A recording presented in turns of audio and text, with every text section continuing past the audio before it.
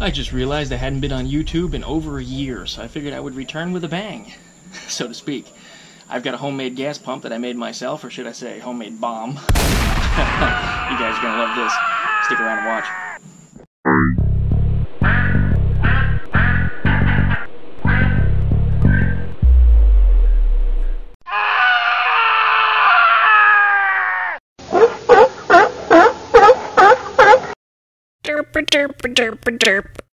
A couple of weeks ago, you guys might remember that I was talking about a fuel pump that I was building. It works now. I just finished testing it, so let me give you a tour. Here is my Harbor Freight gas pump, and yes, I only call it that because it's actually an old Harbor Freight tank. It holds 21 gallons. I thought it was like 25 or 26, but no, it's 21, and it's what I can use for wheeling around the yard. Yes, the wheels on it do look a little goofy, but that is not really the intent. It's just the way that the wheels screwed into the feet.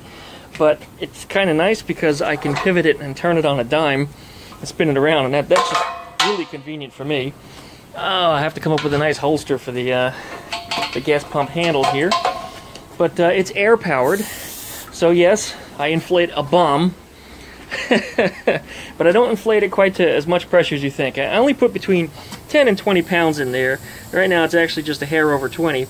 I'm going to back it off just a little bit, but I noticed between 10 and 20 pounds it pumps pretty well. It's got water in it right now. I've pressure tested it. I ran it way up to 30 or 40 just to see if she was going to leak, and it didn't. It pumps, and it pumps well. It'll pump about a gallon in seconds with only 10 to 20 psi, so no complaints from me. So I'm quite satisfied with that. This also gives me the chance to flush out the system to make sure all the junk that's in there is out. I'll throw a little bit of alcohol in there to make sure that any of the water that's in the system does come out and won't affect any fuel system of what I put it in. But I'll probably wind up putting the gas into, you know, like a lawnmower or something first, get all that crappy shit out of the way before I put it in any of the automobiles. But no complaints here. This is something I put together for pretty cheap. Those wheels are off the old lawnmower that broke a couple weeks ago too, so those are free. Regulator came off, compressor. Most of the fittings came off the original compressor. The filler is an interesting thing. There's a couple adapters on that. It's only got a 3/8 inlet, and I was worried that when I poured gas into this thing that it was gonna not flow quickly enough, but I found that if I opened up the air valve here and let the air out while it was fueling, it poured in just fine. Looks like we do have a little bit of an air leak right there, but because this is the top of the tank, I'm really not too concerned about it. I just didn't want the sucker to leak. And leaking is something that it does not do from the bottom. You know, there's no puddles, there's no danger. And of course, when I'm done using it, you know, I'll disconnect the air and I'll let the air out of it. So, you don't need to have a pressurized bomb sitting in your house. So let's finish getting the water pumped out of this thing, and let's go ahead and get it cleaned out and fuel it up. There are probably a couple things that I do need to observe when using this system, and that's that it's not actually grounded. While the handle is grounded to the body through a hose, which actually has a conductive wire through the inside of it. It's actually just a spring wrapped around the inside of it. The body itself sits on top of plastic wheels and is connected via a rubber hose to the compressor, so it's not truly grounded. So before I make this compressor fitting, I have to do what I do on all of my computers that I always service. It's the same method. You grab the chassis first to discharge any spark before you go ahead and hook the hose up, so that way I don't actually blow myself up when I make this connection. One of the little safety things that you're going to have to do, especially that I'm going to have to do with this device because it's not properly grounded in any way, I do have a bomb. And of course you got to keep a fire extinguisher around, and I do have one, but it's a little out of reach from here. But since we're just pumping water right now, we don't really need it. We'll put fuel in this thing later and give it a test. Well, I kind of like that I put those cockeyed wheels on there, because where I put this thing in the garage, it's really easy to turn it around. Now, 21 gallons of gas at roughly 6.3, 6.25, something like that, about 6¼ pounds per gallon. The tank here weighs, oh, something like 200-something pounds with the metal tank. This thing is heavy.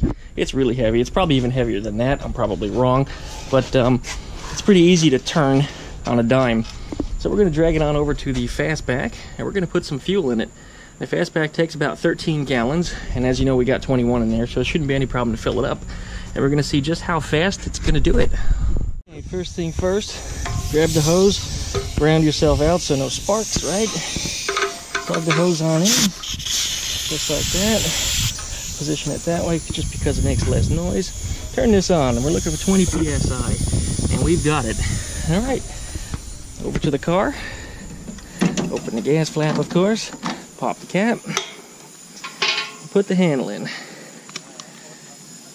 Helps if I'm a little less tangled than I am. Here we go. Put that in there. And filling. All right. And we should be able to let this thing go.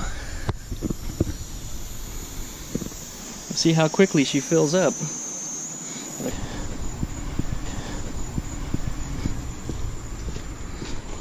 And let's see how this is doing. Still filling. Going pretty quickly. I'm going to let this video run the entire length of time.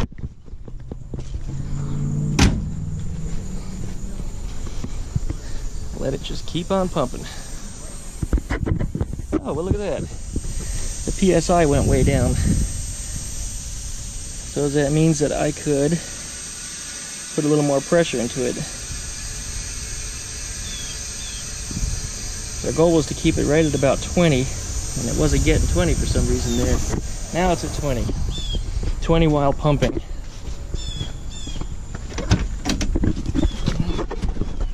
And now it's going a whole lot faster than it was before.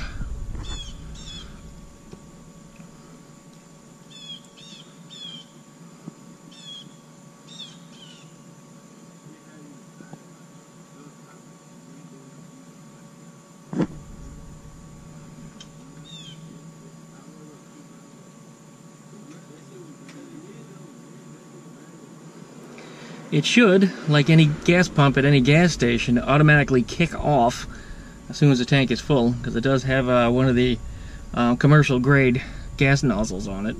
Oh, there it goes. This gauge, of course, was never quite accurate. It'll never really go to full. It never really did. And when it runs below the R, the stripe that's over here, way below that even, it'll still keep on running. But anyway, we're full. I'll have to do the calculation to see exactly how fast that was, but it's about as fast as any gas station should have done it. And now it's the task of discharging the machine. We have to turn the pressure off, disconnect it, of course, and then open this valve up, let the air out. I probably should have opened it a little bit slower, because of course it made a gas mist, but that's because this thing was full. And it had a lot more fuel in it than I wanted it to. I didn't want to fill it up to the tippy top. But anyway, that pressure should let back out, and everything should be okay. I have not set myself on fire. Whoop-de-doo. Okay, and confirmed, it is full all the way up to the top. You see in there? Yeah, it's full. Completely full. Whoa. Perhaps even a little too much with what I just did there. That was Mr. Stupid. Well, I have to admit, it's a lot lighter than it was before. That gas really made it heavy. I'd say the Volkswagen took about, oh, I don't know, maybe 60, 70 pounds of it. And it will roll right back into its little home right here in the garage. It doesn't leak, and it has no pressure built up because I usually leave this cracked open just a little bit.